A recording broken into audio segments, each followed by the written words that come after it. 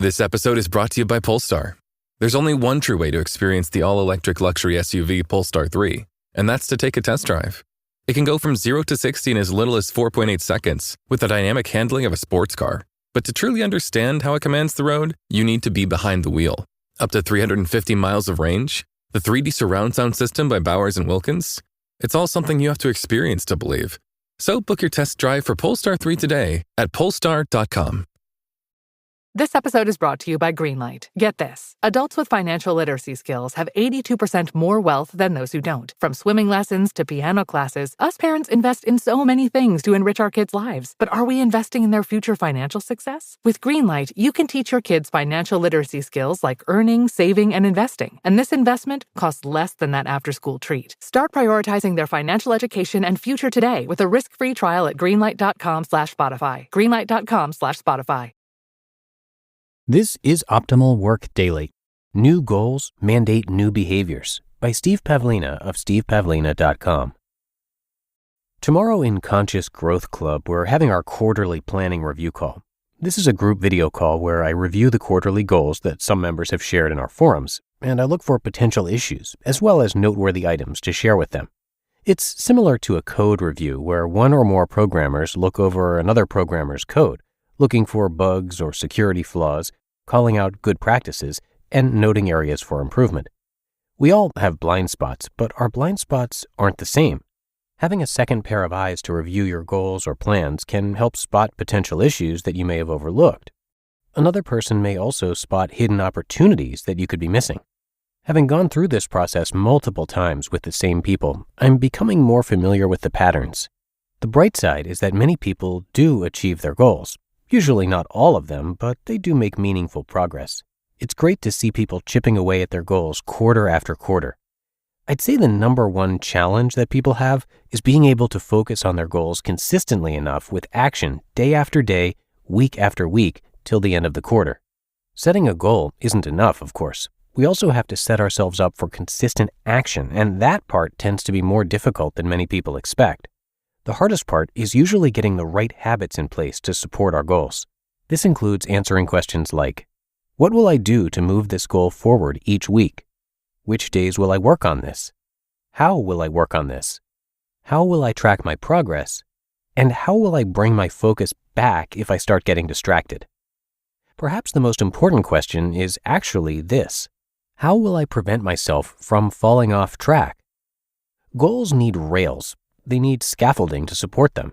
They need structure to back them up. There has to be something in place so that when the initial motivation fades, and it almost always fades, we'll keep going and going and going until the goal is achieved. Even modest goals can take incredible tenacity to achieve. It's just so easy for a goal to go off course when the habits to support it aren't strong enough. Progress logging helps. Social support helps too. But character-wise, it all comes down to self-discipline to keep moving a goal forward to completion. Reconnecting with the purpose and meaning behind a goal can rekindle some motivation, but it takes discipline to do even that. It's nice to think that goals are achieved with thoughts and feelings, but the reality is that goals are achieved by behaviors. It's the habitual actions that move a goal forward. Even if a goal requires a series of unique and varied actions each day, it still takes a behavioral habit to get yourself to engage with those actions consistently. Turning a goal into a collection of habits is a bit of an art form. For me, this is one of the most challenging yet creative aspects of personal growth. I never get it quite perfectly, but it's so rewarding when I've finally locked in the right behaviors and I can see that a goal will be achieved by keeping those behaviors going. New goals mandate new behaviors. And that is the part we tend to resist. It's where we drop the ball most often. A goal could be well-formed. It could be clear and achievable. It may be deeply purposeful, but it won't become a reality unless we reconfigure our behaviors to transport us there. Recognize that each goal represents a significant behavioral change. Getting the right behaviors in place is difficult, and it's so easy to underestimate just how difficult it is. Most commonly, we set too many goals. This is easy to do by making estimates for what we can achieve based on assuming that we'll instantly change our behaviors to align perfectly with our goals. But of course, that doesn't happen. Developing the right behaviors is a major goal unto itself, perhaps the biggest one of all. Instead of setting a dozen goals for a quarter that all require significant behavioral changes, it may be better to just set 3 to 5 goals, or even 1 or 2 sometimes, then put a lot more effort into the behavioral changes needed. Once you're doing a good job with those behaviors, then consider adding more goals to the list. Alternatively, you can set several goals for a quarter, but then just focus on creating the behavioral shifts for 1 or 2 of those goals during the first month. Then work on behavioral changes for a few more goals once those new habits feel stable. Self-discipline is a limited resource, so you're likely to burn out if you try to use it for too many changes at once. It's wise to use it sparingly, first to design a new habit, and then to practice the habit sufficiently till you can continue mostly on autopilot, and less discipline is needed to maintain your momentum. Then you'll have the capacity to tackle more changes. You can also frame some or all of your goals as behavioral changes, which can make you more aware of the work involved. Then you may discover ways to accomplish multiple goals with similar behavioral changes, such as training yourself to follow a morning routine that could help you achieve a few different goals.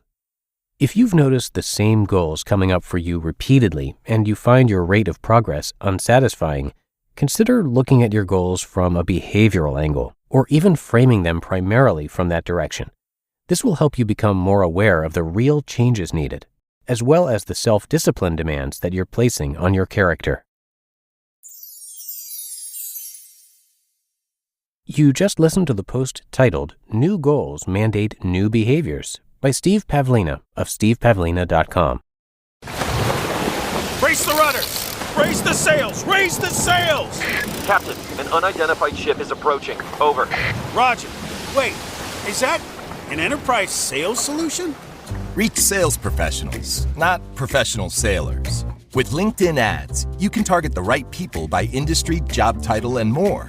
We'll even give you a $100 credit on your next campaign. Get started today at linkedin.com/results. Terms and conditions apply. With a Venmo debit card, you can Venmo more than just your friends. You can use your balance in so many ways. You can Venmo everything. Need gas? You can Venmo this. How about snacks? You can Venmo that. Your favorite band's merch? You can Venmo this. Or their next show? You can Venmo that. Visit venmo.me/debit to learn more. You can Venmo this, or you can Venmo that. You can Venmo this, or you can Venmo that. You can Venmo. The Venmo MasterCard is issued by the Bancorp Bank N.A. pursuant to license by MasterCard International Incorporated. Card may be used everywhere MasterCard is accepted. Venmo purchase restrictions apply. And a big thank you today to Steve Pavlina. Steve is widely recognized as one of the most successful personal development bloggers in the world, with his work attracting more than 100 million visits to stevepavlina.com. He has written more than 1,500 articles and recorded many audio programs on a broad range of self-help topics, including productivity, relationships, spirituality, and entrepreneurship.